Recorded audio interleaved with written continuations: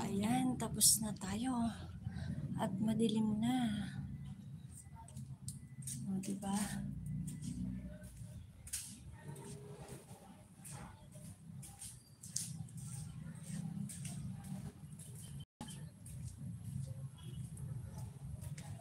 O, ayan po ang aking nalinis. Hindi naman natin kayang tapusin yan.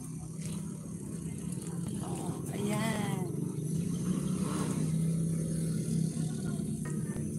Ayan, ang nalinis po natin. Ayun, hanggang doon. Hanggang dyan lang ako. Hanggang dyan lang ako. At hindi na kaya, masakit na ang cold, guys. Kaya yan ang sinasabi ko, kapag nakahiga ka na, dyan mo mararamdaman yung pangingirot ng likod mo, ng mga kamay mo, ng mga kasukasuan mo, ng mga buto-buto mo, ng mga balakang mo. Ayan. Dahil hindi naman natin pwedeng gawin yan sa umaga. Dahil sa umaga, linis, luto, laba. O, diba? O, ayan ang aking ginawa. Dito, sa Lunes na yan, pagod na eh. Sa Lunes na yan.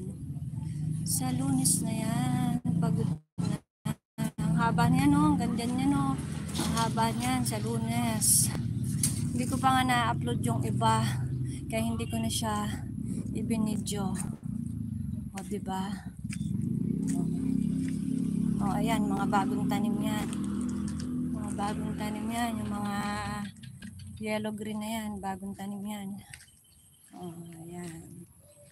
O, diba? Ang lawak.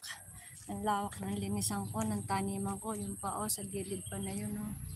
O, diba? Ang lawak po ng aking nililinisan.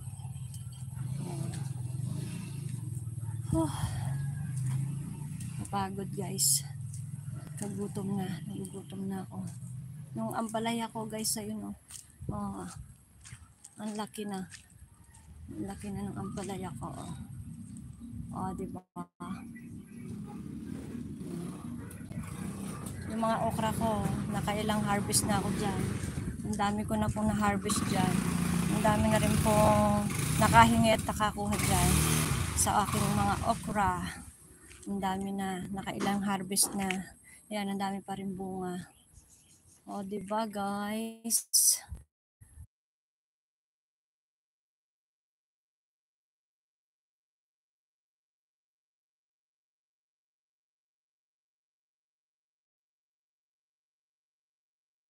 Tingnan nyo yung kalangitan, oh. Ang ganda ng kalangitan, oh. Ay, kapagod, guys. Inom muna akong tubig. Ako yung napagod at nagutom.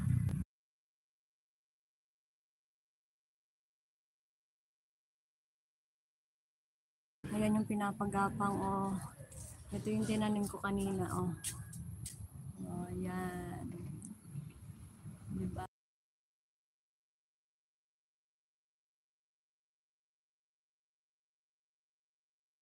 Magdidilig pa pala ako dito. Hindi pa ako nakakapagdilig. Ayan pa, diligin ko. Yun pa, oh, yun pa ang aking diligin. Yun pa ang aking tuyot pa, oh, tuyot pa. Didiligan pa yan.